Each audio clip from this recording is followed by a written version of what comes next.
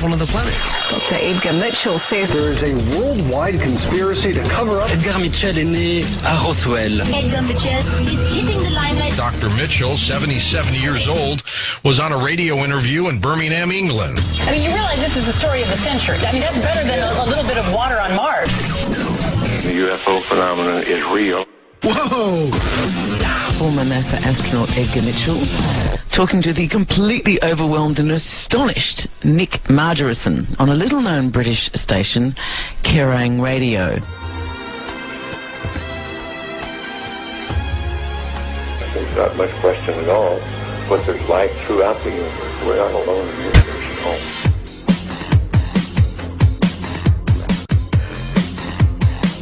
It is a real phenomenon. Astronaut Dr. Edgar Mitchell was on a radio show over in England, and he says that for 6 decades the government's been covering up the fact that aliens do exist. Petit homme vert, et pour cause, les extraterrestres ne sont plus sur la Lune, mais ici, sur Terre, et depuis longtemps. A group of space enthusiasts are pushing President Obama to release government documents on possible close encounters with aliens and UFOs. Jim Acosta has the story. To believers in UFOs, the truth isn't out there, it's in there. So they're calling on President Obama to end what they insist is a government cover-up of the existence of extraterrestrials. Will you release these records? Will you release all documents? Documents they claim exist and prove there is life in outer space. President Obama is awfully busy these days. I know he is. You think he has time for this? Well, I would say the fact that we are not alone in the universe is one of the more important aspects of our time. Former Apollo astronaut Edgar Mitchell, the 6th man to walk on the moon, told the National Press Club he's convinced. But there isn't convincing proof that's going to convince the entire world at this point. That is correct. That is what As for John Podesta, he's still sticking to his belief that the government knows more than it's telling about UFOs. He released a statement saying the government should open the files and the American people can handle the truth. For years, the U.S. government has had a standing policy. It would neither confirm nor deny the existence of UFOs. Their non-cooperation has been interpreted by many ufologists as evidence of a government conspiracy to cover up UFO sightings. Now, Sightings has uncovered information that provides another explanation for their silence. Many UFO sightings may actually be top-secret military aircraft the government doesn't want you to know about. When I first saw the UFO, it was directly overhead, moving incredibly slowly. The shape of it was half a triangle. And all of a sudden, over the hill, this enormous pattern of lights emerges. I was just in awe of what I'd seen because I didn't know what it was and I'd never seen anything like it. Holy cow! There's no question that there have been sightings by military devices in space. And that gets us right to the UFO question. Are we dealing with a cosmic Watergate? Which I maintain that we are. What the hell was that? I don't know. It was neat. It was like leaving stuff behind it, wasn't it? For the past 25 years, the United States government, especially the Air Force, has been telling us these things don't exist. I feel that there's been so much controversy about cover-ups and UFO phenomena and everything that goes on, and I think that someone needs to point out that a lot of it is just hogwash. If anybody says the United States government is not withholding information about flying saucers, simply isn't telling the truth, or they're totally ignorant one way or the other. Our most recent investigation has concentrated on a series of sightings in the western United States. Sightings has learned that many UFOs spotted in California and Nevada may actually be highly classified military experiments called black projects. Sources familiar with these black projects, many of whom wish to remain anonymous, have told us that the military is now experimenting with aerospace technology beyond our wildest dreams. The objects we're talking about are zipping around and doing hard angled turns, acute angled turns. In order to do that, it must be controlling gravity. And therefore, what you're talking about is a spacecraft, not an aircraft. I think you have to be careful not to confuse what's mysterious with what is virtually supernatural. Certainly some of these things are going to look very strange. They're very unlike aircraft with which people are familiar. Well, Well, certainly the history of the flying saucer phenomena suggests that in the past, classified programs resulted in a lot of reports of flying saucers. And if you see all of the instances where conventional aircraft have been misinterpreted as flying saucers, it's quite easy to understand how unconventional aircraft could receive a similar misinterpretation. In the Nevada desert, we have things that would make George Lucas envious. We have things out there that are literally out of this world. Most aeronautical black projects reportedly operate out of this test site located at Groom Lake in Nevada. This installation is also known as Area 51, or Dreamland. The government denies the very existence of Area 51, but these photographs do prove there is an installation at Groom Lake. They have a hangar near the south end of the ramp that appears to have doors that are almost 200 feet tall, 400 feet wide. You can put anything in there. One of the problems associated with Groom Lake is the fact that it is a place that does not officially exist. This federal official insisted on hiding his identity. Area 51 is the most tightly secured installation in this country. It's guarded both over the air and on the ground by elite Air Force security police and Department of Energy special response teams. They're heavily armed, and their total mission is to keep people off of this installation.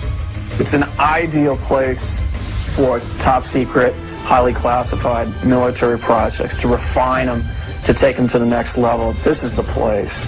You have deep, deep desert valleys, high mountain ranges to camouflage and mask these things when they fly. The military is the top dog here in Nevada, no doubt about it. They run the show. If someone came to me and said there's just absolutely nothing that secret, and they decided they were going to hike into Area 51, I think that could be the biggest and perhaps the last mistake they are going to make in their life. Are these people still locked into a Cold War mentality? Is that the point here? Or are they really hiding something that's totally alien? Is this otherworldly technology that's being applied to Air Force black projects? One of the most recent black projects to be leaked to the media has been dubbed Aurora. The few facts revealed so far about Aurora's speed and maneuverability are tantalizing. Rumors about Aurora first started after thousands of people in Southern California reported feeling earthquakes. Seismologists found that the tremors were not earthquakes, but were caused by sonic booms. The booms were the first hard evidence that high-speed, unidentified aircraft were operating over the western United States. We really can't tell what's moving. The only thing we see is a sonic boom, and that's telling us that something is moving faster than the speed of sound. So actually, we can't even tell it's an airplane. The sonic booms were tracked and found to be heading toward Nevada. At the same time, witnesses described an increasing number of UFOs that defied the laws of aerodynamics. If they are top-secret military aircraft, where is this new technology coming from? The technology is incredible. A Mach 6 airplane, unmanned aerial vehicle performing these incredibly banked high-speed turns. It boggles the mind. Yeah, I think it could possibly be something otherworldly or at least borrowed alien technology. I don't put that beyond the realm. Top-secret testing of experimental aircraft does provide a compelling explanation for many UFO sightings.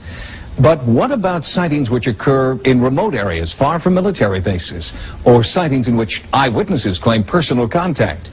Further investigation is needed to provide a more complete answer to the UFO question. The most controversial subject we investigate on sightings is alien abduction. More and more seemingly credible people are coming forward, claiming that they've been abducted, probed, and manipulated by aliens.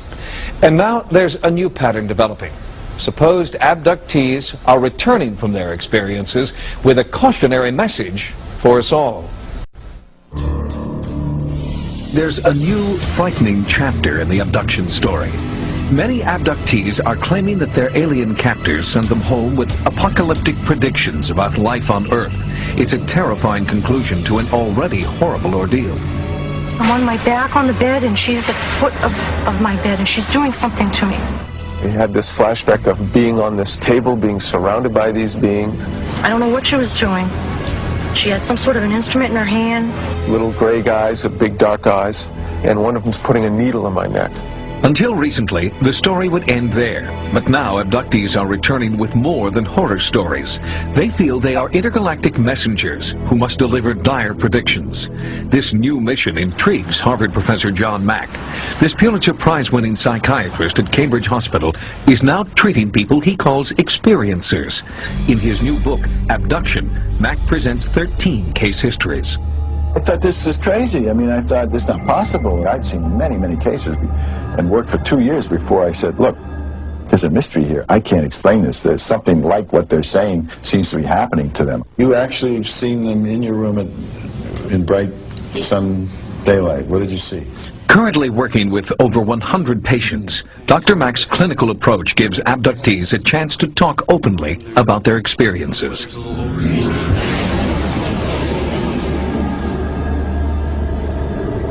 I would have experiences that were so real, that were so lucid, they were every bit as real as me talking to you now, and yet I would dismiss them because they were so out of context. Joe is a successful businessman from Massachusetts who's had abduction memories since early childhood. He kept these experiences to himself until hearing about Dr. Mack's study. His abduction history is outlined in Mack's book. It's a detailed chronicle of otherworldly control and painful medical experimentation. They put something up my nose, and it was very disarming, and yet there's that sense of almost a split self, because there's a part of me that's terrified and doesn't understand, and yet there's this other part of me that they've already explained the procedure to and why. Over time, Joe's abduction experiences have changed. In an extraterrestrial version of the Stockholm Syndrome, he has less fear and has begun identifying with his captors. Once they begin to come to terms with their terror of the trauma, the experience tends to transform. They feel they're somehow connected with these beings, and they experience the beings themselves as closer to the source, which is a term they use very often, or home. It was the most profound experience of my life. But that kind of profound transformation does not happen in every case. The first being that I ever saw consciously in my entire life was sitting right here. Diane, a software test engineer, is also a patient of Dr. Mack's. She's documenting her encounters with these watercolor pictures.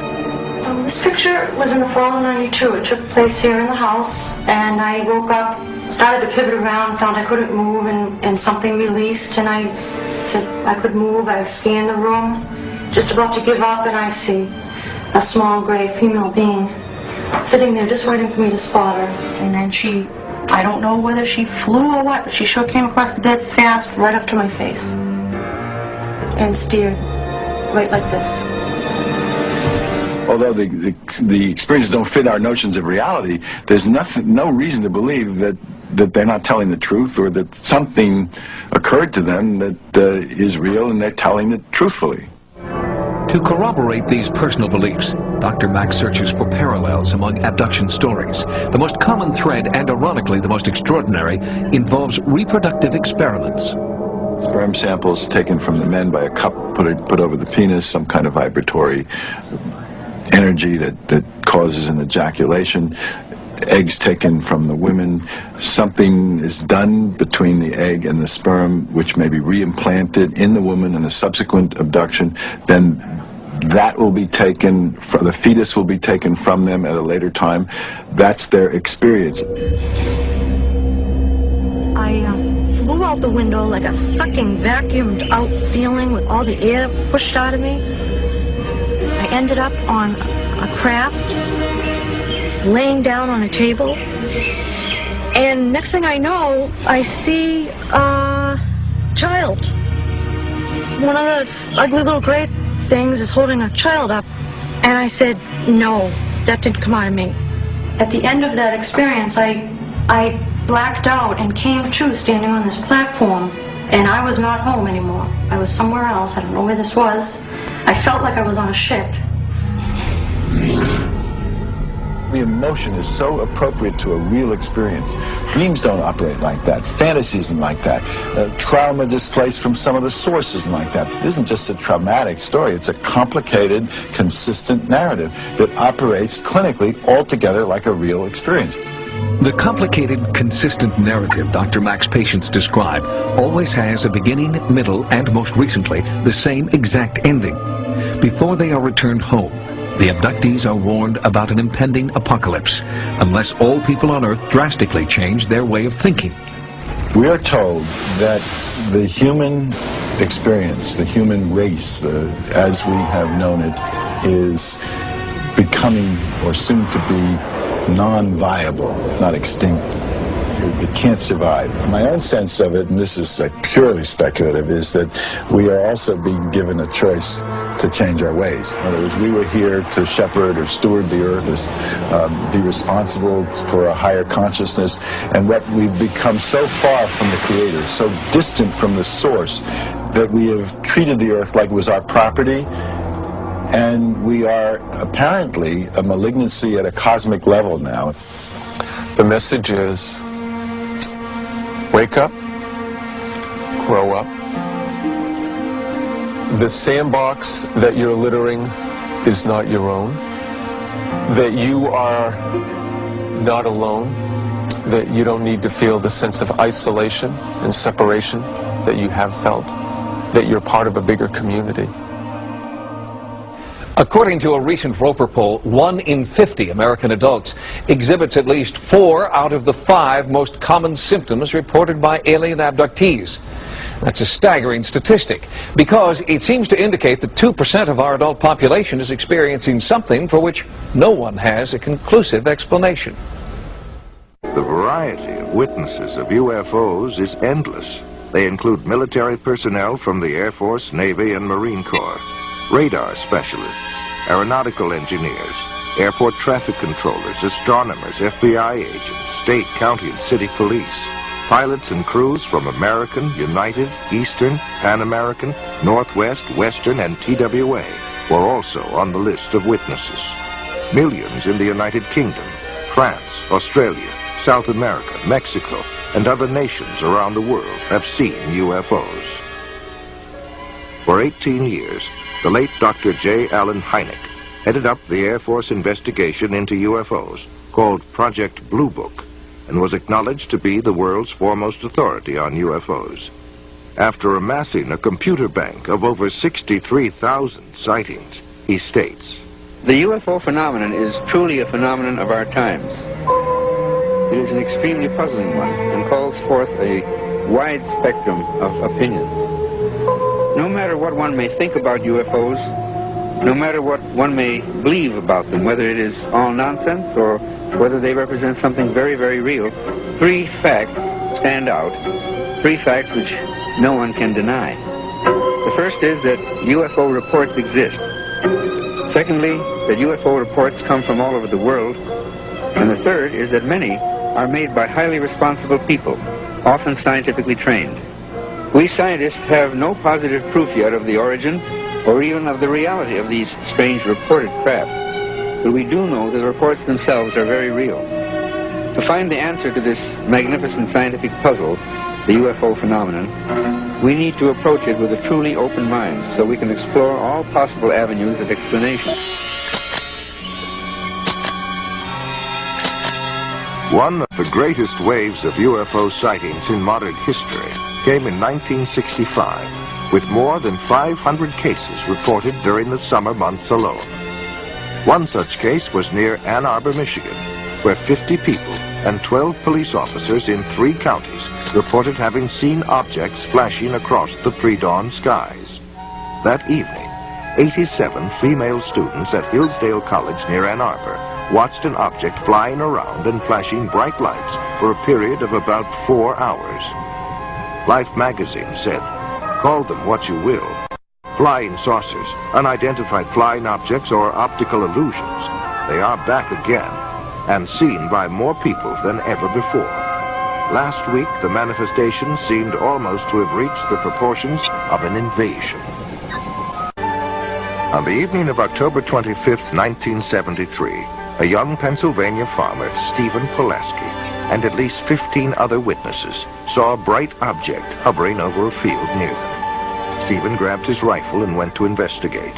It was then that he noticed something walking along by the fence. They were hairy and long-armed, with greenish-yellow eyes, and a smell like burning rubber was present.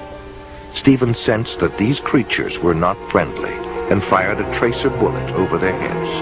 And when they kept on coming, he fired directly at one of them. The creatures then all disappeared into the woods, and the glowing object disappeared from the field instantaneously. UFO researchers as well as a state trooper were called in to investigate. When they arrived, the people there told them that Stephen had been growling like an animal and flailing his arms. His own dog ran toward him, and Stephen attacked the dog. Stephen then collapsed, and after a time began to come to his senses. The entire group commented on the nauseating, sulfur-like odor that was present.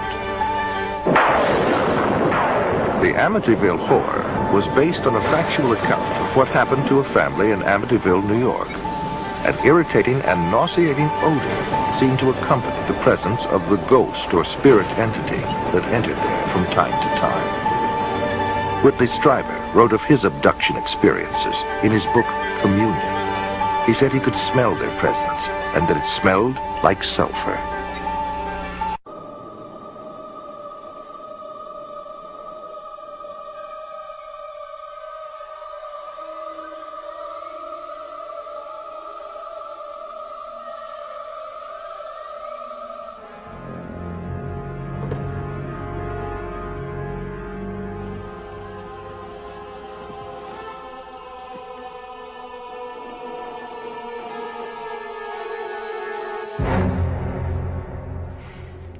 Someone there.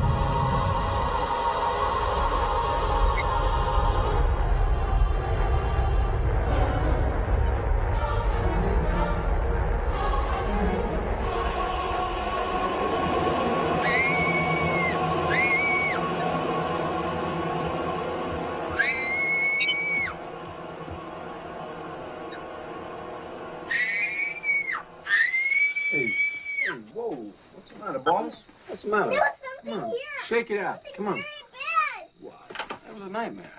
What are you talking about? No, Dad. Huh? That was a nightmare. They had me, Dad. Nightmares do that, you know, sometimes. I mean, if it didn't do that, then it wouldn't be a nightmare, you know what I mean? On October 11th, 1973, Charles Hickson and Calvin Parker were fishing when a strange craft descended and hovered near them. Parker passed out, and Hickson was paralyzed, but was able to continue observing what was happening. Two entities then emerged from the craft and picked Hickson up by his arms and carried him inside the ship, where he was thoroughly examined. He was then taken back to where they had been fishing on the riverbank. When the two fishermen went to the sheriff's office to report their story, they were interrogated and then left alone in a room with a hidden microphone. The recording of their conversation revealed that both men were quite frightened by their experience. The emotional trauma had been so great to Parker that after Hickson left the room, he began to pray. Ultimately, he suffered a nervous breakdown as a result of his experience. In the spring of 1959, UFOs brought panic to Soviet radar and Air Force personnel by hovering and circling for more than 24 hours above Sverdlovsk, headquarters of a tactical missile command. Red fighter pilots were ordered airborne to chase the UFOs away, but later reported that the alien objects easily outmaneuvered their jets and zigzagged to avoid their machine gun fire.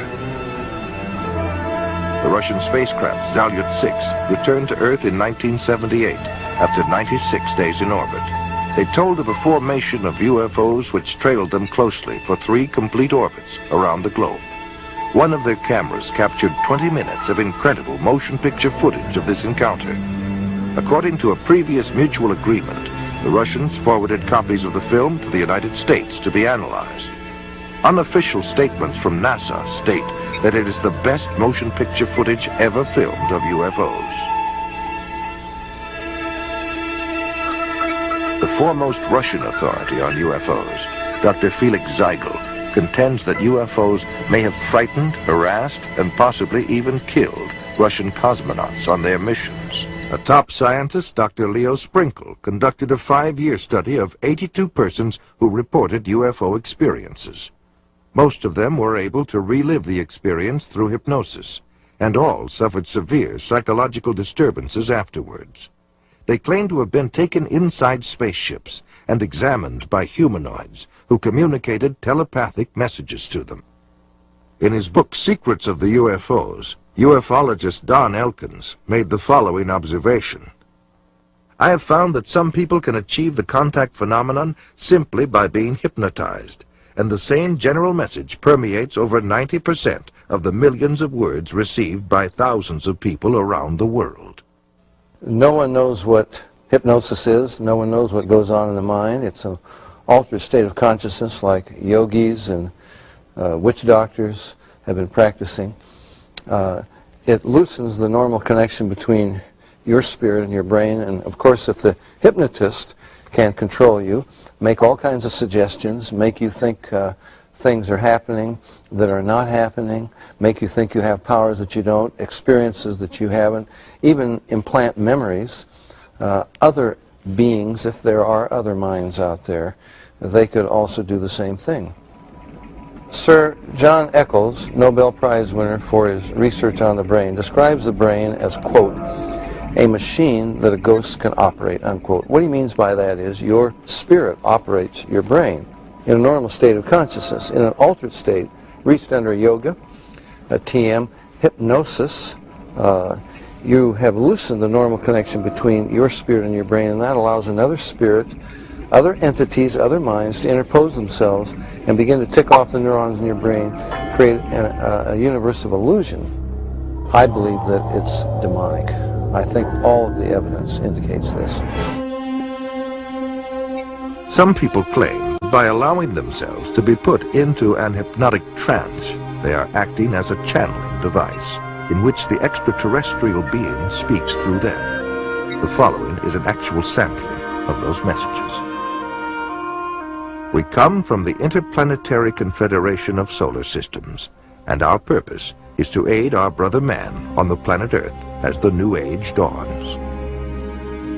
The teacher that was known to you as Jesus was able to use many more of the abilities than the people of this planet. Unfortunately, man upon planet Earth has misinterpreted the meaning of this man's life. He was no different from any of you. He was simply able to remember certain principles.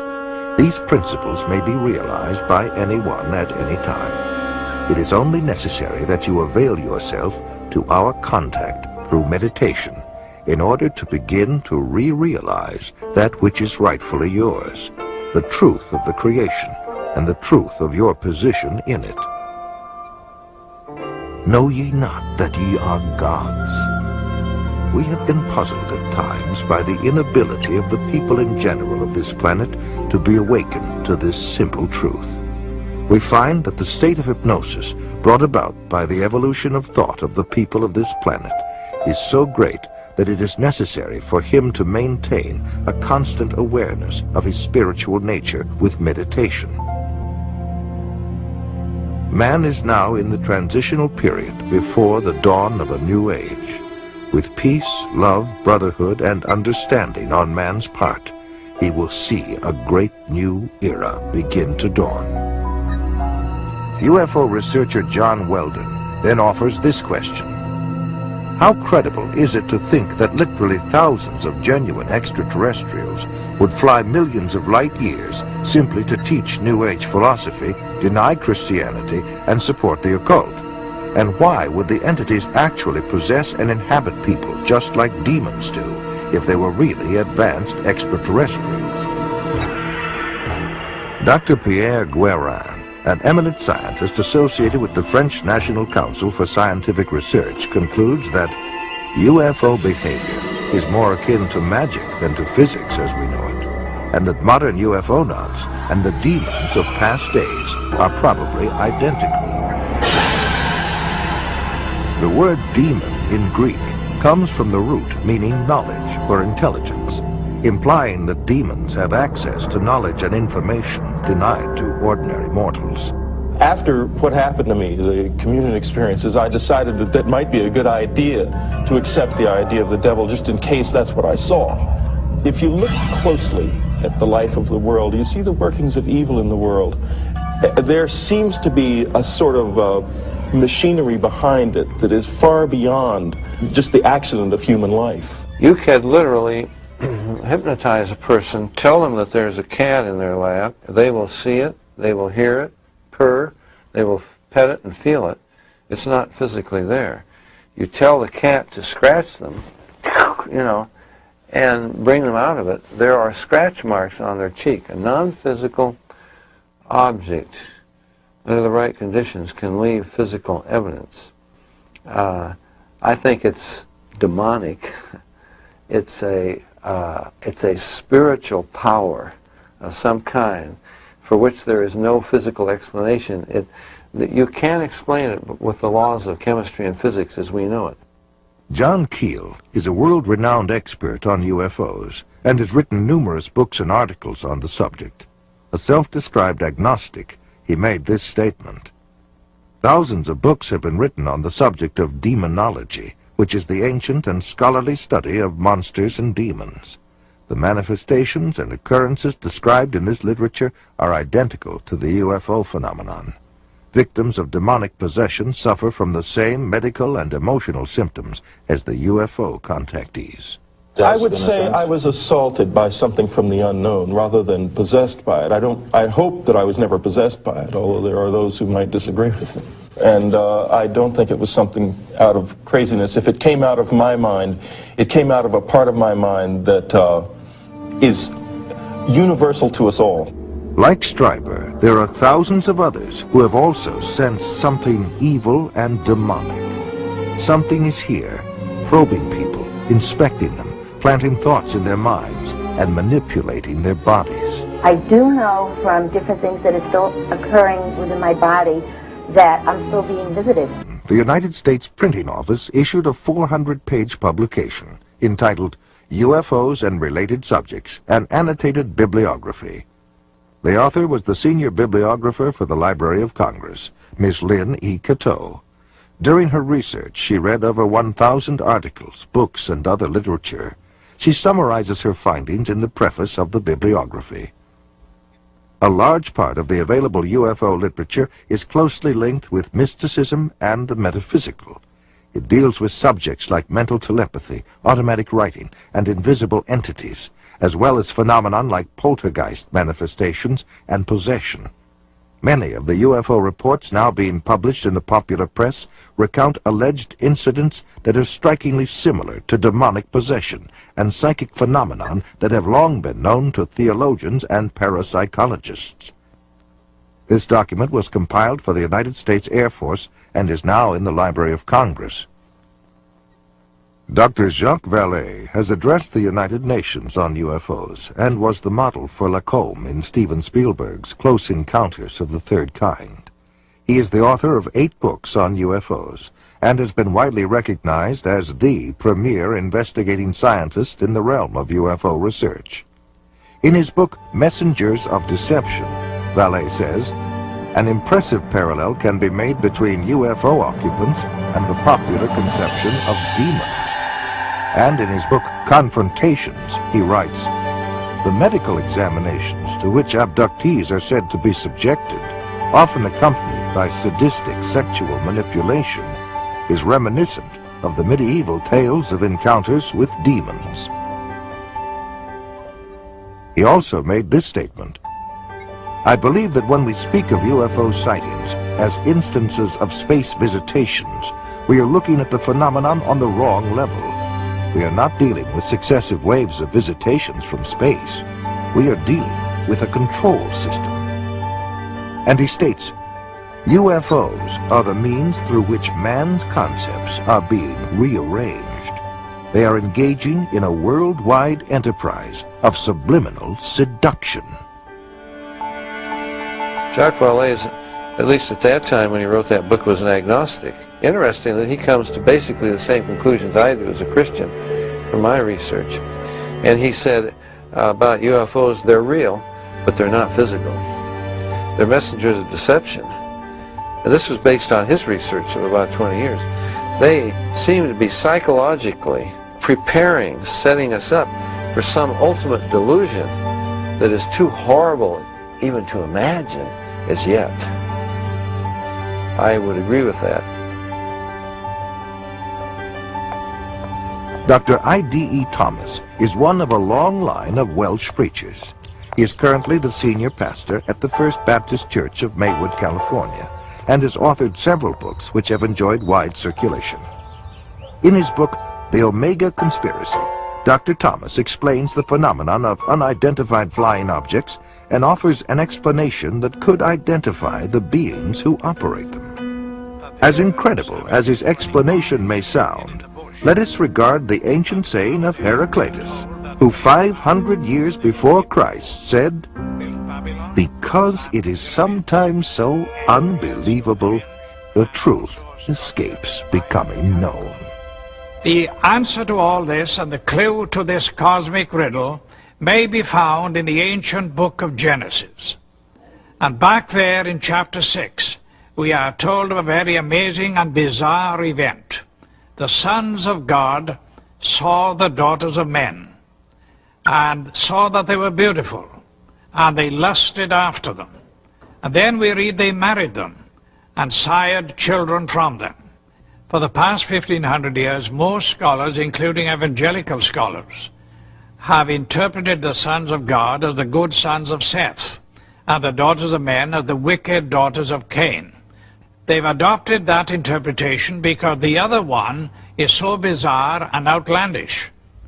The ancient interpretation, and in my opinion the correct one, is that the sons of God were demonic beings or fallen angels, and that they came down to earth, they lusted after the daughters of men, they married them, and produced this amazing progeny, this hybrid progeny of the Nephilim. And the very word Nephilim does not mean giants. It comes from the root Naphal, fallen ones. The early Christian fathers in the first 4 centuries, men like Irenaeus, Tertullian, Ambrose, for 400 years they knew no other interpretation except that the sons of God were angelic beings. Josephus, the cosmopolitan Jewish historian, says the same thing. We read in the book of Job that when God laid the foundation of the earth, the sons of God shouted for joy. Obviously, the sons of God could have not been created. If this was a case of just mixed marriages between good men and wicked women, it is surprising that God should have issued the fire of judgment that he did. God took this stern action of wiping out the human race. Now, the only family that were left intact in order to re-establish, repopulate the new world was the family of Noah. Noah, we are told, was perfect in his generations. The word perfect does not mean, in this case, morally perfect, because we know from the story of Noah, and especially what happened after the flood, that Noah was not perfect. What it means is like a lamb for the paschal sacrifice, that lamb had to be without blemish, physically pure, without blemish. So it seems was the case of Noah, the only family that remained uncontaminated from these strange beings that appeared from space. The only line that was pure and clean from God's standpoint to start a new world and a new civilization. Jesus said, as in the days of Noah, so in the days of the coming of the Son of Man. Of all the patriarchs and prophets of the Old Testament, the key to prophecy above all others is Noah. And something happened in the days of Noah that was a distinctive characteristic of Noah's time that didn't happen before or after. Wars and famines and pestilences and natural disasters have always happened. But something happened in the days of Noah. And the most sinister and bizarre of all the things that happened was this intermarriage between the angelic race and the human race. And of course the mastermind behind it all was another angel, a fallen angel, Lucifer. Now we believe that as they came in those days, we may very well be on the edge of another invasion from outer space, that Satan will once again make another attempt, maybe the final assault on the human race, in order to wean men and women away from the worship of God. He has tried before, he will inevitably try again. And by seducing the human race, by sending these so-called entities from space, demonic beings, he will try to get people all over the world to worship him and to deprive God of the worship that is due to him. Fortunately, we know what the end result is going to be. But this final or omega assault that will come at the end of time may trigger the coming back of Jesus Christ to rescue his own. Satan has failed before, and the Bible predicts he will fail again. No wonder New Yorkers looked up and said, you'd be saying, oh my God, too, if you saw this shot in the sports section with the understated caption, under ominous skies. Ominous. Shots came in from Harlem. Shots came in from Chelsea. Remind you of anything? The aliens' arrival in the movie Independence Day. At least New Yorkers didn't crash. They didn't flee. They did what any red-blooded New Yorker would do. They made home videos. Yeah, you know, I gotta say, I don't think I've ever seen anything like that.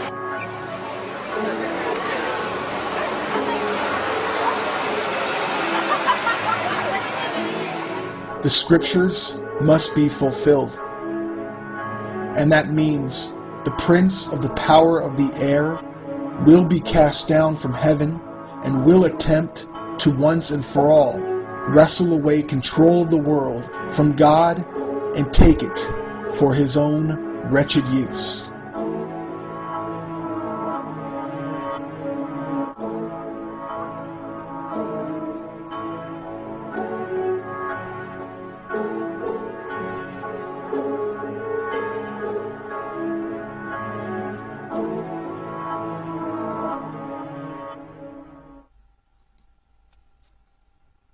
To the UFO enthusiasts, if you haven't yet stopped to consider not just merely what the nature of these beings are, but more to the point, their intentions, if you have not yet considered this at its core to be a spiritual question, then you have clearly rejected the relatively scant physical evidence that we have available to us.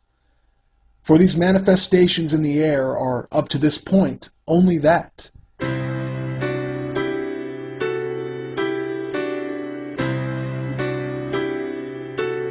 Pope Benedict recently came out to assure all Catholics that it's okay to believe in space aliens, and they would be our, quote, brothers. But what the Pope is hoping for is that his followers will not ever set their eyes on the Word of God, for they would find a dire warning against this blasphemous and satanic lie that can be found in 2 Thessalonians chapter 2, verse 11, where we are told that God would send forth a strong delusion, which would likely fool a vast majority of the world, educated and uneducated, God-fearing and atheist alike.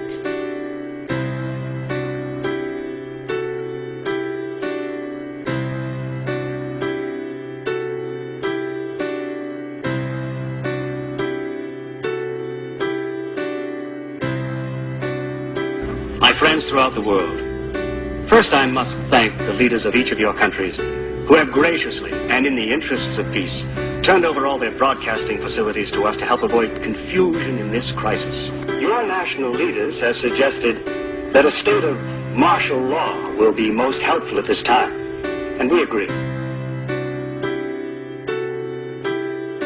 visitors are not our friends. They've come to rape our planet and kill us. They are not who they appear to be.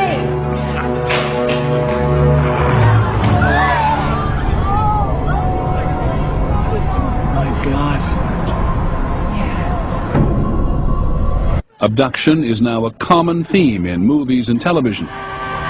According to a Roper poll in 2002, 1 in 5 Americans believe that abductions have taken place.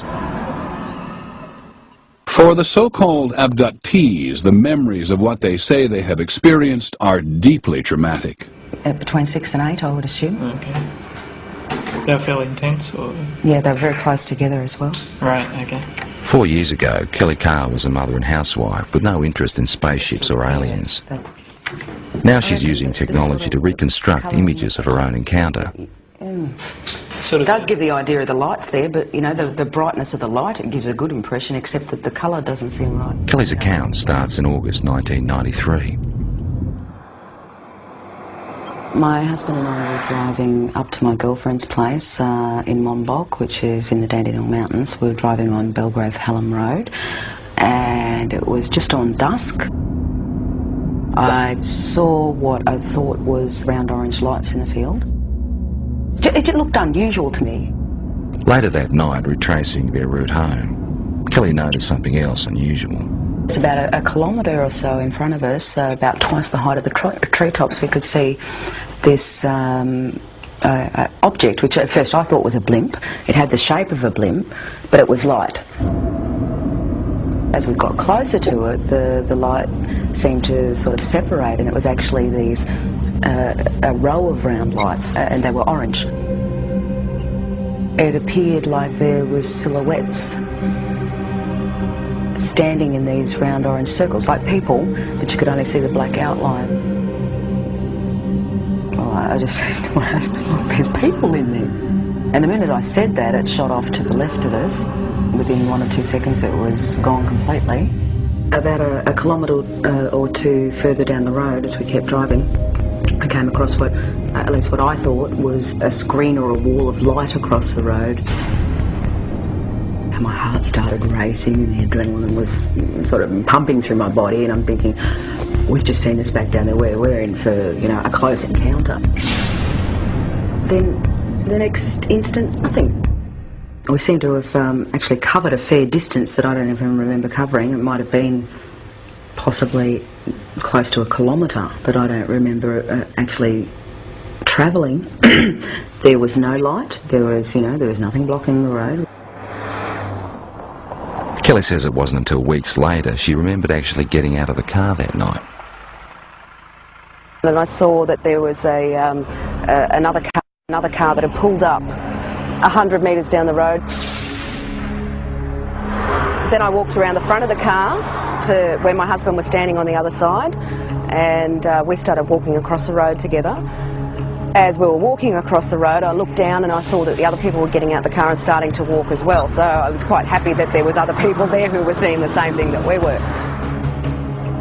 And we walked up along here to where the fence is. Right out in front of us is this huge craft. I was totally awestruck, you know, it was science fiction coming to life. There wasn't any fear then, it was just all total awe. We stood here, I guess side by side, my husband and I, for about 30 to 45 seconds. Then this tall dark being just appeared in front of the craft, and he was followed by about another 7 or 8 that appeared straight behind him. I felt this energy go through me.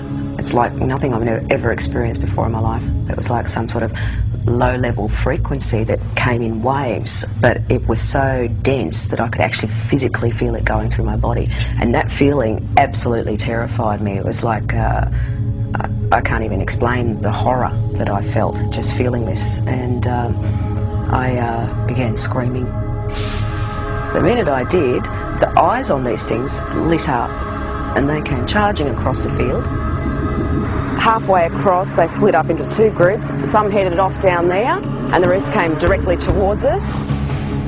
I felt this blow to my stomach, and the next thing you know, I'm back here somewhere on the grass. It literally lifted me off of my feet. And I thought I was going to die.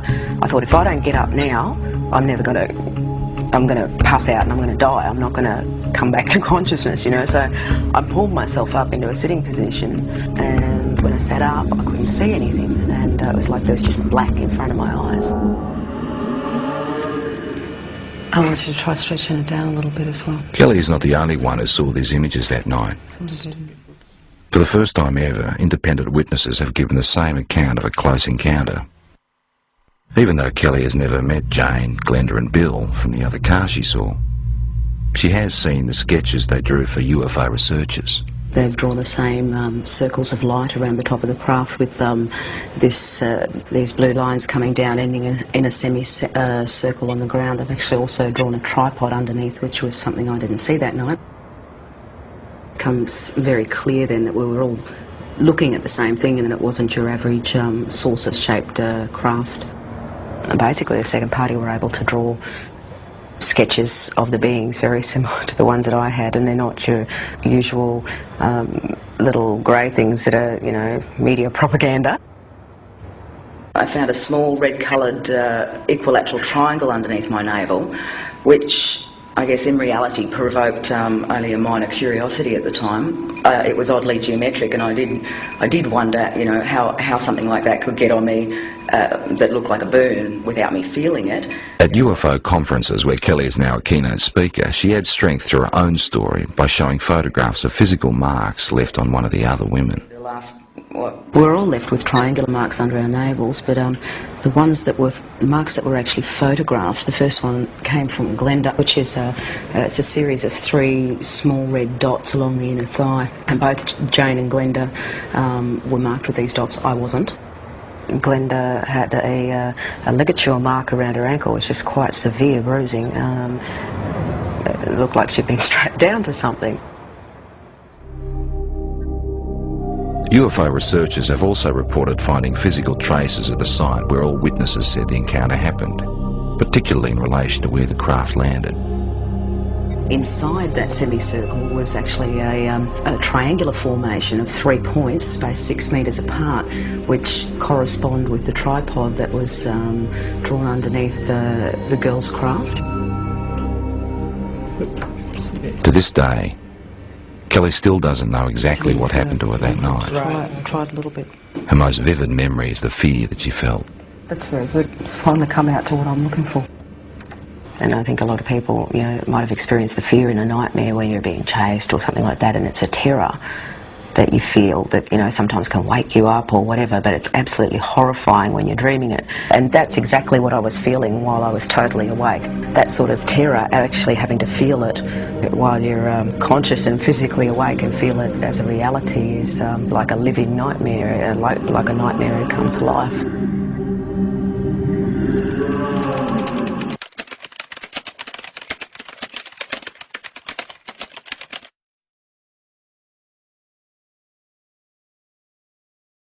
When men began to multiply on the face of the land, the sons of God saw that the daughters of men were beautiful, and they took wives for themselves, whomever they chose. Genesis 6:1 and 2. There certainly have been sightings in that may be embraced by ancient mythology. The idea that the modern sightings might have a relationship with the ancient Nephilim events of the Old Testament is conjecture on the part of some of us as scholars, but I think it would seem to be consistent with the remarks of Jesus himself. As Jesus himself said, that as we get to the end times, he says, as the days of Noah were, so shall the days of the Son of Man be. Now what he might mean by that is simply that it was business as usual until the judgment came, and that's what many scholars would infer. But there are many scholars that believe the text implies even more than that. In order to understand what Jesus meant, we need to understand what the days of Noah were like. And clearly the 6th chapter of Genesis demonstrates that the purpose of the flood of Noah was to deal with what was in effect a gene pool problem. There isn't anybody who is predisposed to being abducted. The only thing is that their mother or their father must have been an abductee. And what that means is that they're abducted from the time they're infants all the way through until the time they're adults. And they're abducted in great frequency over and over and over again. So they usually talk about having sperm taken, having eggs taken, harvested essentially. When women become older, they discuss fetal implantations where they suddenly realize they're pregnant. They'll take an early pregnancy test and it shows positive, which of course can't be possible. And they'll go to their gynecologist who'll do a blood test, which is absolute, which is 100% reliable. And the doctor will say, congratulations, you're pregnant. And they think to themselves, this doesn't make any sense whatsoever. Doctors invariably think pseudocyesis, which would be hysterical pregnancy, when a woman really, really, really wants a child and begins to fantasize it and even causes some sort of physiological reaction. However, most people are not like that. Some people have already had kids, they don't want any more. Some are too young for it. You have to have a certain sort of mental set to have pseudocyesis. Or they think miscarriage. And for women, they would say, well, if I had a miscarriage, I think I would have noticed that. With fetal implantation, we get, of course, fetal extraction. When they are not pregnant, they'll remember events that happen where a fetus is extracted from them. It's very, very small, but they'll know during the event that the fetus is being taken. But it happens to them so often, it's familiar. So we see these reproductive procedures quite a bit. In fact, it's critical to the abduction phenomenon. Without the reproductive aspects of it, there wouldn't be an abduction phenomenon. This is the point of it. The Nephilim were on the earth in those days, and also afterward, when the sons of God came into the daughters of men, and they bore children to them. Those were the mighty men who were of old, men of renown. Genesis 6:3 and 4. The word Nephilim comes from the Hebrew verb nephal, the fallen ones. They are the hybrid offspring of the Benaiah Elohim, the sons of God. It's a technical term, Hebrew term, used of angels. And these fallen angels cohabited with human women and produced a hybrid offspring. It was part of Satan's strategy. This view of Genesis chapter 6 and all of that is not free of controversy today. However, that is the view that was embraced by the ancient Hebrew sages. That is the view that is substantiated by the ancient rabbinical writings. That is the view that was accepted by the early church. When the Hebrew scriptures were translated into Greek, the language is even more specific. And so this idea that they were somehow just a leadership or sons of Adam or something were contrived arguments that emerged in the 5th century, so-called lines of Seth idea. In the 5th century, so-called lines of Seth idea. And that's still taught in many seminaries. The problem with it, it's not biblical. Because in the New Testament, it even confirms this. Both Peter and Jude make reference to this, clearly talking about these angels that went after strange flesh, that abandoned their previous clothing, they disrobed from their previous existence to indulge in this, what shall I call it, chicanery. This event was echoed in mythologies everywhere as the age of the Titans and demigods, the same way that the UFO phenomenon is echoed in our fiction.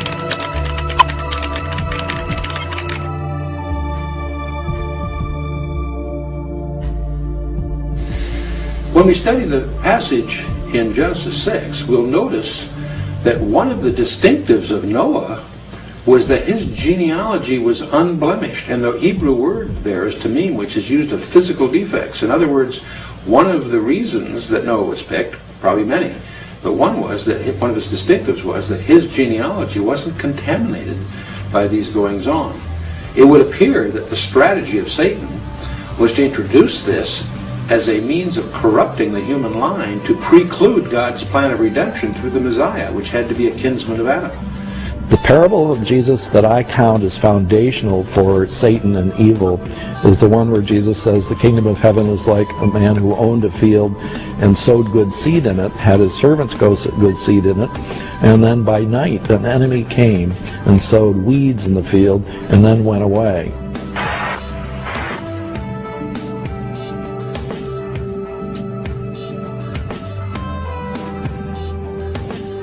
Well, the Nephilim in the book of Genesis, of course, are the hybrid offspring of these strange interludes between the fallen angels and the daughters of Adam. And so they're hybrids. And they are very prominent in the early chapters of Genesis, but they're also, the scripture says, occurred after that to some extent. Right. But they're hybrids.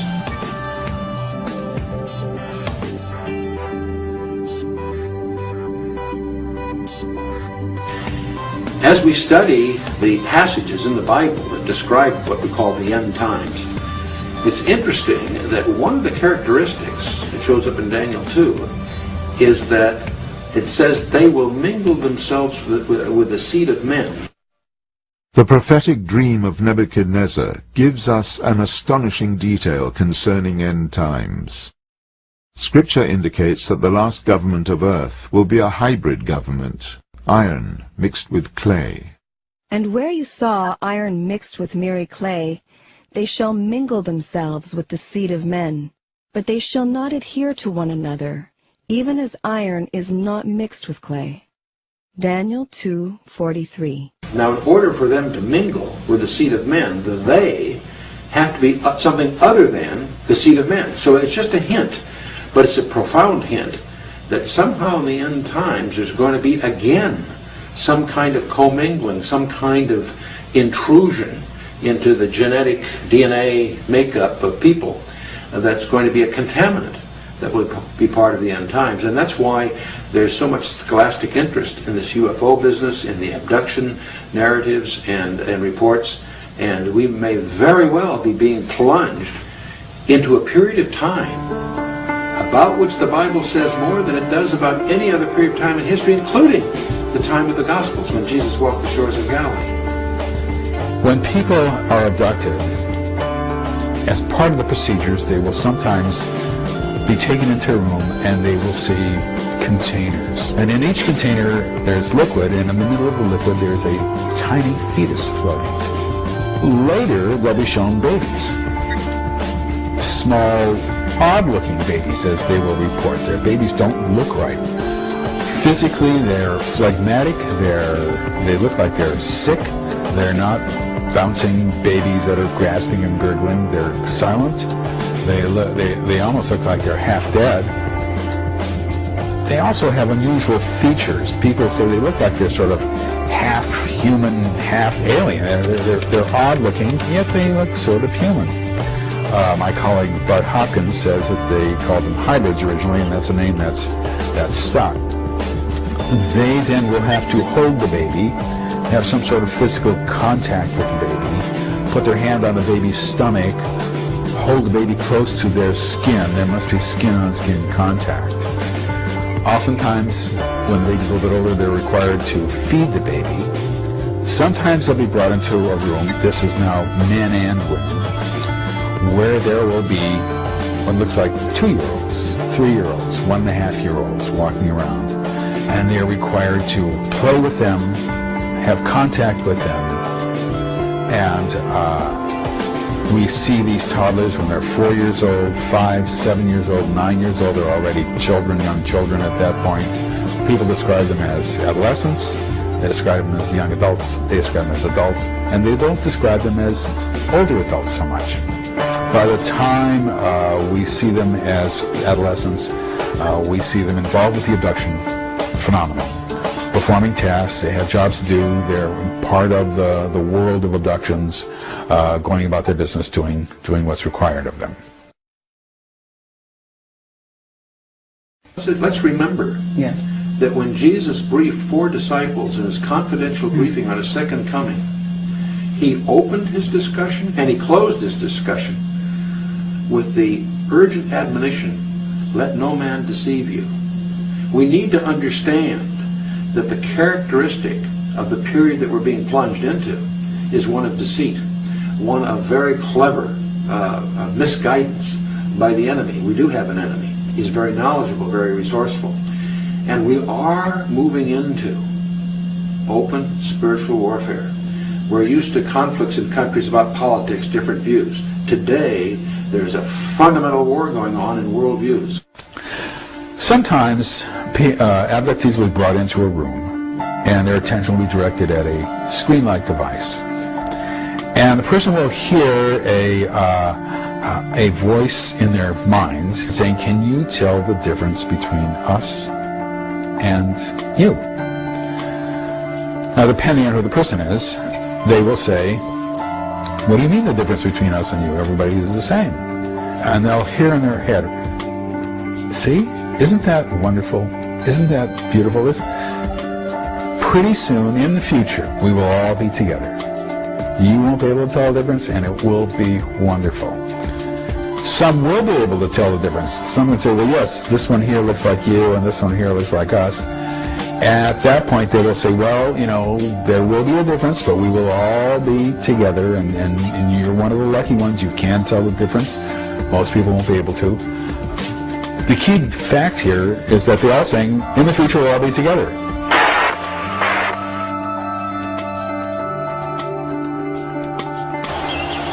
As you follow the progress through the centuries and you see how the power structures have changed, it has been going more and more towards an economical power structure to control the world with money, and that seems to be where it's going.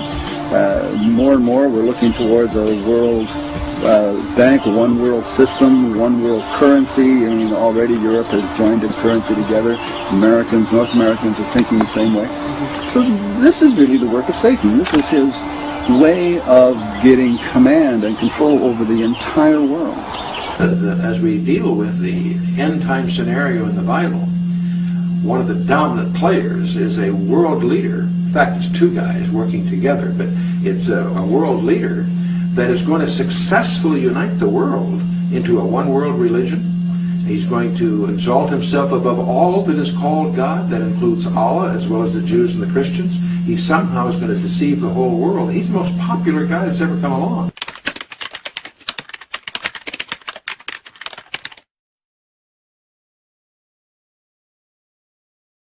There are experts that have studied the scripture that believe that he could very well have an alien connection or even be one himself.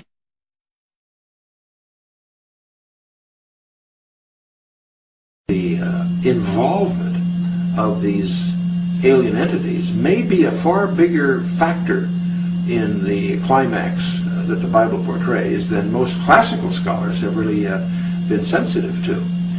7, go ahead.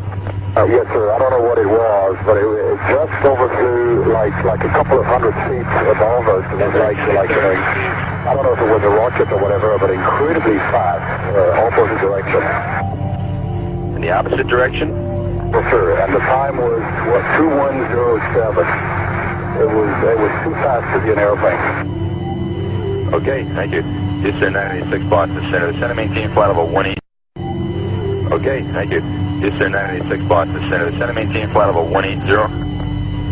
Down to 180, yes, sir. 986. Houston 986. You see anything like a missile in your area, perhaps off to your right? take a good look, but I don't think if it's going that fast, I probably won't get a chance. We just saw a split there go by a little bit. We found a phenomenon that is global, that is random, that is intergenerational, that happens in great frequency, something we never expected to see, that is goal-directed, that is done clandestinely, secretly, and that has as its goal ultimately an integration into the society on their terms, not on our terms.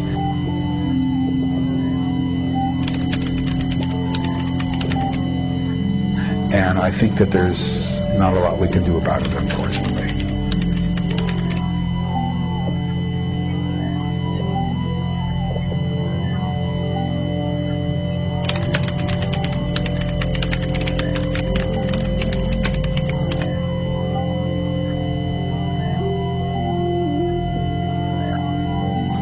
You know, it's interesting that in the book of Genesis, the very first prediction of Jesus Christ is when God declares war on Satan in Genesis chapter 3.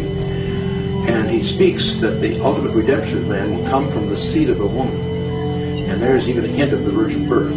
But that phrase is actually a contradiction in biology as well as grammar, but that's the term used. But most people overlook in that very verse, he also speaks of the seed of the serpent. And so it's clear that Satan has a role in this final climax that we're all heading to.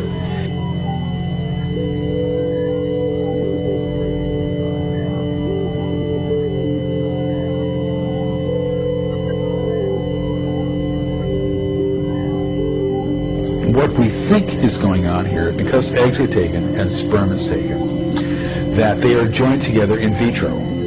They are joined together outside, and at that point, either DNA is added or the fertilized egg is altered in some way.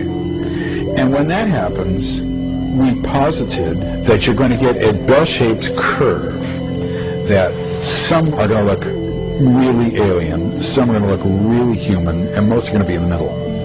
What we've also learned is that what they then do is take the DNA from one of these hybrid children and inject that into the embryo, and then you get a skewed bell-shaped curve where some of them look alien, a lot look in the middle, and a lot more look a lot more human. Then you take DNA from that generation and do the same thing, and you keep doing it over and over and over again until pretty soon you get hybrids that look very human. There's slight differences, but very human. And that is in fact what we have been seeing, much to our amazement and chagrin.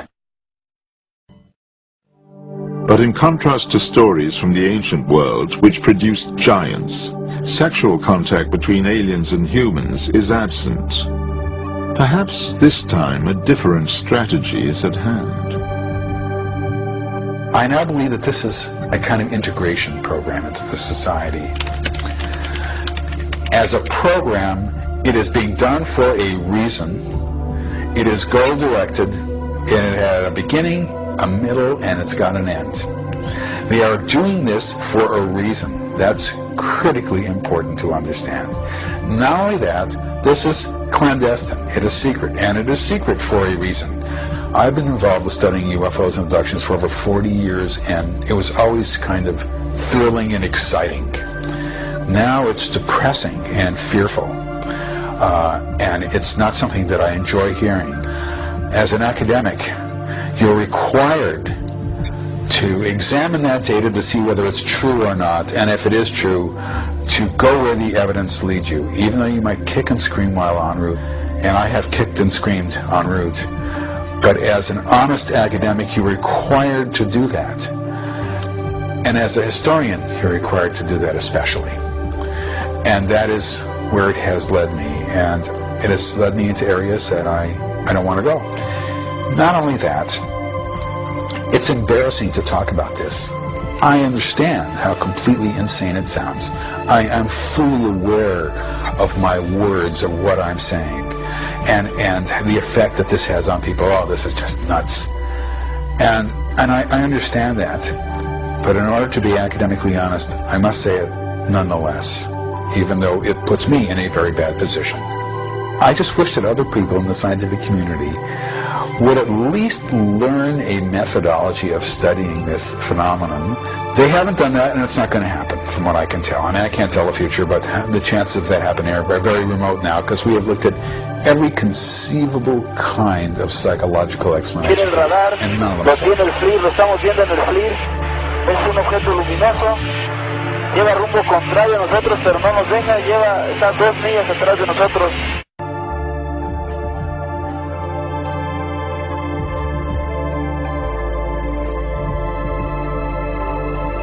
I am waiting for the coming of Christ. I believe he is coming in ships, right? And that he will come and collect us. For the Lord himself will descend from heaven with a shout, with the voice of the archangel, and with the trumpet of God.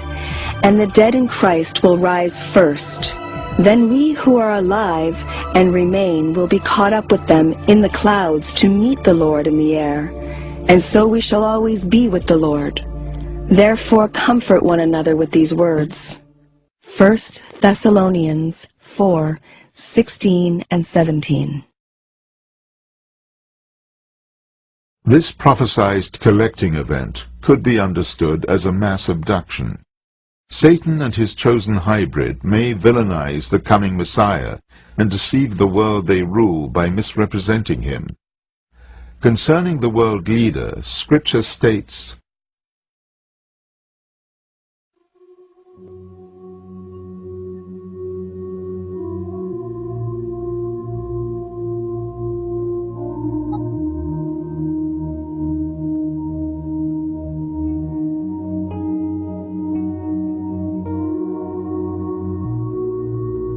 Some of the passages that puzzle me the most in the Scripture, it describes that the whole world is going to go to war against God. Now, I can understand the world rejecting God, I can understand the world not believing God, but somehow it's always been hard for me to visualize the world mustering its resources to go to war against God. And yet that's clearly what it says in Psalm 2 and a number of other places.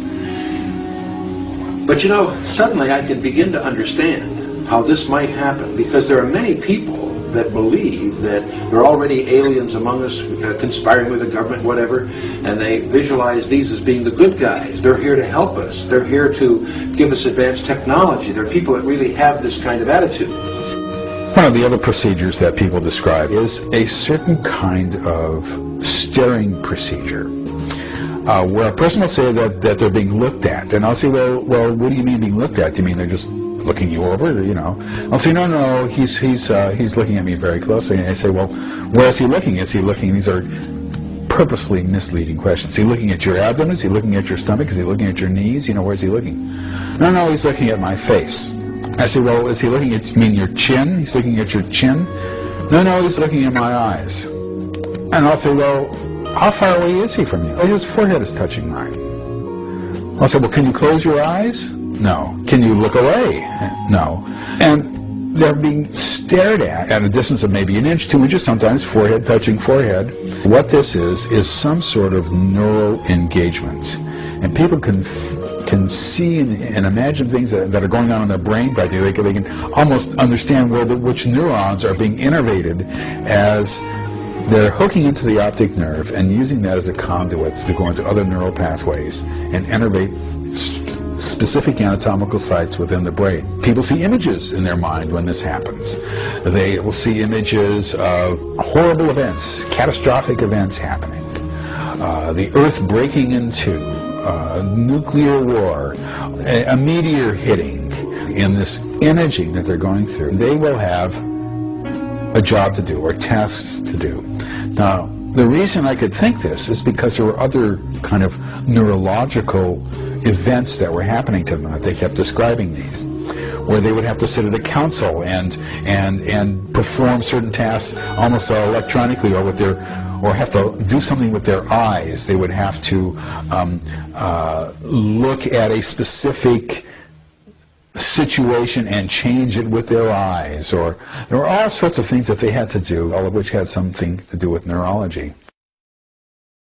Their eyes, or there were all sorts of things that they had to do, all of which had something to do with neurology.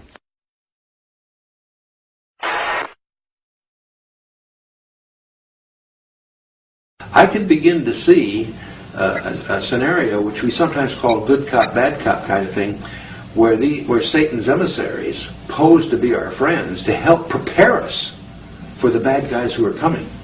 And I can visualize the whole world being deceived in taking up arms against God, thinking that they're being led by their friends who are actually Satan's emissaries.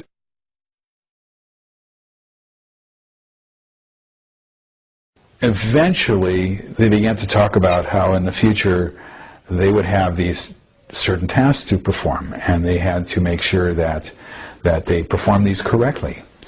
And we began to realize that from the time they were children all the way up through adults, they were being trained over and over again to obey eventually the signal when it was given for them to do certain tasks that they had to perform in the future. There are passages in the book of Revelation which describe spirits like frogs that lead the whole world to the battle of God Almighty. And I suddenly can, in my imagination at least, visualize a scenario where these beings, if they become prevalent enough and powerful enough and accepted enough by the culture, getting the culture to take up arms against the second coming. And that could be, the Bible also seems to be the great line. Because Scripture does say that God has sent us on an illusion, that they will believe the lie, not just a lie, not just a deceit. It's apparently a specific, gigantic deceit that's going to be involved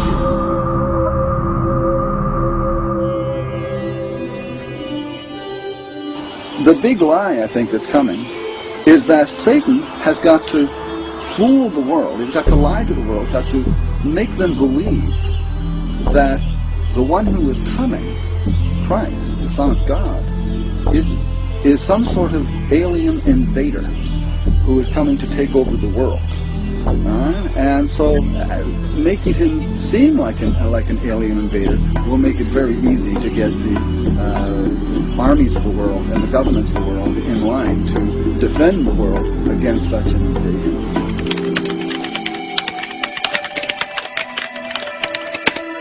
Our differences worldwide would vanish if we were facing an alien threat from outside this world. Why would the armies of the world fight Christ when he came, right? Well, they had to be, number one, fighting for Satan against Christ. Right? So Satan has got to fool the world, he's got to lie to the world, got to make them believe that the one who is coming, Christ, the Son of God, is some sort of alien invader who is coming to take over the world. And so making him seem like an alien invader will make it very easy to get the armies of the world and the governments of the world in line to defend the world against such an invasion. So this is one possibility, I think, that is coming. Clear. 7, go ahead. Approaching at 10 o'clock high. This is Houston. Say again, 7. We have approaching at 10 o'clock high. Roger.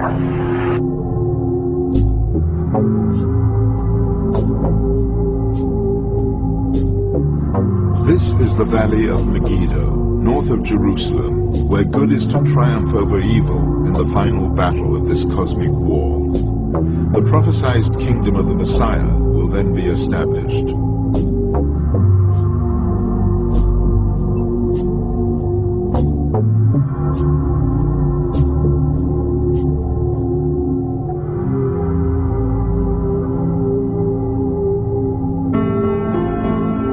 Every culture sees the same phenomenon through the filter of its own paradigm.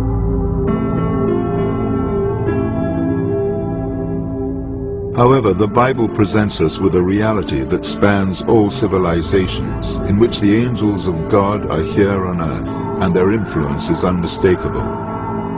The UFO phenomenon is evidence of their presence. Throughout the ages, Satan has worn the cloak of many disguises, and has brought entire civilizations under his worldview, reinventing himself each time, always as a higher entity, a god. Today, he has turned himself into a myth, fictionalized history, and has been rewriting it for us. Scripture cuts through his disguises and reveals their evil strategy. Will you recognize the truth? Will the world, at Satan's command, take up arms against God as prophesied? At this turning point in our history, as the fallen angels present themselves as the saviors of mankind, will you be seduced?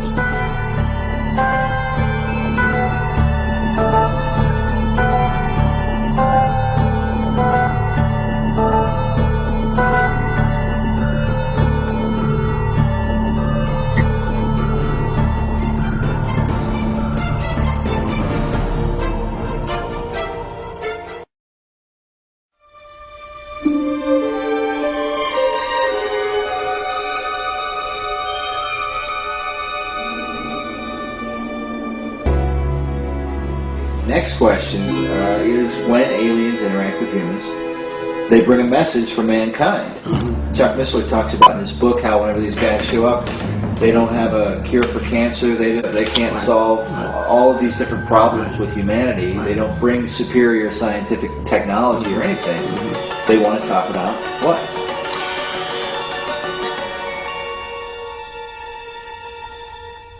They talk about who God is as a life force, as a force. They talk about many times, as I just mentioned, that they, the aliens, genetically manipulated us. They talk about that they have a holographic film of the crucifixion, which will be actually in Nephilim 3. I'm working on that now. That's part of the hook of Nephilim 3. In the book, the first book, Nephilim, it talks about the protagonist is in Area 51, and he's deep underground in this secret room, which really has its basis of that is in Bob Lazar's story, where apparently Bob Lazar, for those of you who don't know, quick update is that it's a man who allegedly, supposedly worked at Area 51 and handled and saw UFO craft and handled the element that is responsible for making the crash fly. Now, whether that's true or not, who knows? There's another UFO guy, Stanton Friedman, who doesn't believe a word of it. I say that to say that that he talked about, Bob Lazar talked about a room in which he would spend no more than 20 or 30 minutes, and in that room were a series of documents, and they were unlike anything he'd ever seen. They were almost like, as he turned the page, it would be like cellophane, but you would actually see three-dimensional pictures, and it was like it was the alien Bible. It was alien literature, talking about, they had pictures of like ancient civilizations and how they had come here and how they had genetically manipulated man and all this stuff. And it's always the same thing. Art McKenzie, the protagonist in Nephilim, poses the question to one of the skeptics in book 1 and says to him, I echo your words, why come a gazillion miles to tell us that Jesus really wasn't the Christ, and that he really wasn't the Son of God, and that the work of the cross was unnecessary, which is what they tell us? Why not give us the cure to cancer, or end world hunger, or start global peace, something, do something destructive? Why attack that? And, as all my research in the occult and in cults in general, there's always two trademarks of a cult, and one is they deny the deity of Christ, and the second one is they deny the work of the cross. Always. They always go after those two things. Well, he wasn't really God. He was just he was a good man. He was a guru. We genetically made him. He was a walk-in. We inhabited Jesus' body. The crucifixion really wasn't necessary. We helped in the resurrection. And that's, when you get into this stuff, that's what they talk about. I mean, I'm not saying this, I'm just repeating what people who have had encounters with aliens, this is the stuff that they bring back and tell us. So as Christians, our antennas should be up, flags should be on the play, whistles should be blown, call a timeout, and say, wait a minute, what does Paul say?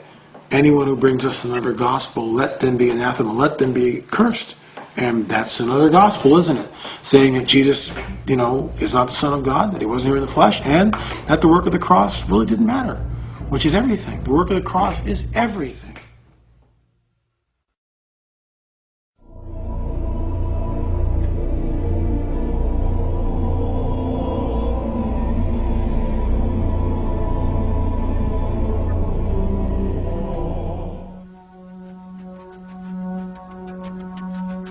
Now, incidentally, in the 1940s, when they conducted Gallup polls,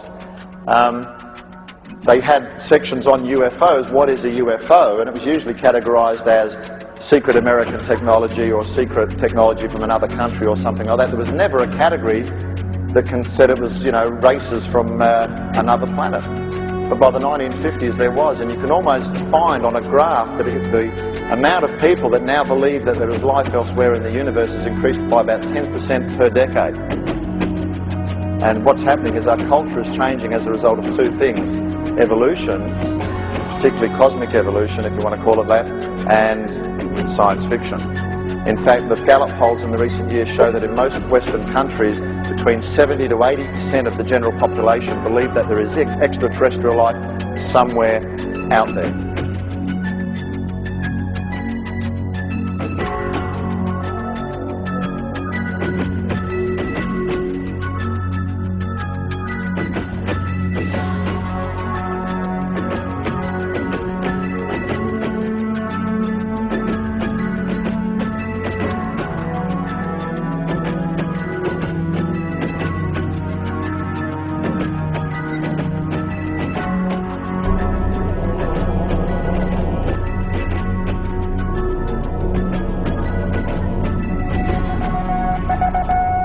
Headline edition, July 8, 1947.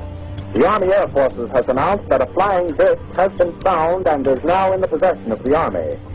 They looked something like a pie plate that was cut in half with a sort of a convex triangle in the rear. I think it's time to open the books on questions that have remained in the dark, on the question of government investigations of UFOs. It's time to find out what the truth really is that's out there. We ought to do it really because it's right. We ought to do it because the American people, quite frankly, can handle the truth. And we ought to do it because it's the law. Major sighting here on the 13th of March. Weird happenings in the skies over Phoenix recently, and no one seems to be able to explain what it was. And now, suddenly 6 amber orbs in a row, totally equidistant from each other, massive span across, pop up. People say they saw strange lights, a series of strange bright lights seen over the skies of Arizona. Gets a lot of people wondering what the heck. There's going to be a time where they're not going to be able to hide it anymore. The availability of witnesses was extraordinary. There are another 10,000 Arizonans who saw the same thing. Eyewitnesses who saw it say it's like nothing they've ever seen before. Many investigators call it the largest sighting ever, lasting the longest amount of time, seen by the largest number of people. The data speaks for itself. Plus, I have photographs that cannot be explained or denied. Last night, shortly after 8 p.m., hundreds, maybe thousands of Arizonans reported seeing a triangular-shaped object with 3 to thousands of people saw more than stars in the night sky. The mystery remains unsolved and controversial. The people who saw the lights will say the lights were orange, they were bright, and they were big, and they were like nothing they've ever seen before. And there's been no official explanation. Bigger question is not, is there a phenomenon, but what is this phenomenon? I'm learning that this is happening worldwide. What's going on here? What is this?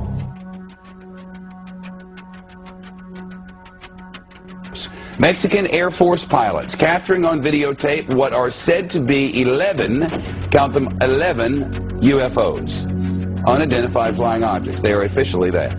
Bright objects, some sharp points of light moving quickly across the sky. The tape called historic by some. Members of the Mexican Defense Department saying it's the first time UFOs have had the backing of any country's armed forces. Now, a group of activists calling on the United States government to end what it says is an embargo on the truth about extraterrestrial life. What is that thing on your screen? With us now from Washington is Stephen Bassett, founder and executive director of the Extraterrestrial Phenomena Political Action Committee. Last time he was here, he was running for Congress, was unsuccessful in that venture. But I will ask you today, sir, the Mexican government, the Mexican military says, hey, we took these pictures, these are UFOs. What was that, you know? This is significant for 2 reasons. Shepard. One, this is released by the Defense Ministry of Mexico. This is a message being sent to the United States government that Mexico and many other governments are losing patience with our government's intransigence in ending this embargo. Other messages have been sent by France in 1999 with the Cometa report, and by the United Kingdom when they released a substantial number of documents regarding the Bentwaters case in 2000. Many countries know about the extraterrestrial presence, but they deferred to the United States with regard to the timing of when disclosure would take place, but they're simply losing patience. How do we know this, by the way? Well, we know it by paying attention. I've been following this now for 10 years. We call it the politics of disclosure, the disclosure process. Hundreds of government witnesses in this country have come forward, and other governments are putting pressure on our government. The media hasn't covered it thoroughly enough, Shepard. If it did, it would learn about some of the things I'm mentioning here, and also learn about thousands of other videos and photographs that have been taken over Mexico by Mexican citizens since 1991. There's absolutely no question about that, and his number, thousands, is accurate since 1991. Thousands of pictures and videotapes of discs, but never anything like this, taken by such sophisticated cameras on board military vehicles. Oh, there's been plenty of... But not as clear and widespread as this, and government confirmed in this way. I'm just saying that these are unusual in that Oh, no, way. it's happened many times before, but this is the first time it's been released. Believe me, there is evidence like this in the archives of every major first world government in the country, but they release this publicly in a news conference in Mexico City. That's the difference. Studies have been done that, quote, clearly indicate the likelihood of an extraterrestrial explanation. But there are people sitting out there, I'm hoping there are millions of people watching at the moment, who are saying, this is nutty. Why do we even talk about such things? The polls show otherwise, Shepard. CNN, Time, Reuters polls, last 10 years, consistently, 50% of all Americans believe the extraterrestrial explanation accounts for these sightings. Up to as many as 90% of Americans believe the government is outright lying. The polls are unambiguous. Year after year, the same thing. In fact, if you could talk anonymously to people, even in Congress, probably 50% of members of Congress already convinced that the extraterrestrial presence explains this phenomena. Disclosure is at hand. It is very close, and the American people need to prepare themselves very soon for an announcement from our government that there is, in fact, an extraterrestrial presence engaging this planet and the human race. All right, well, there you have it. Perhaps we need some outside universal threat. I occasionally think how quickly our differences worldwide would vanish if we were facing an alien threat from outside this world.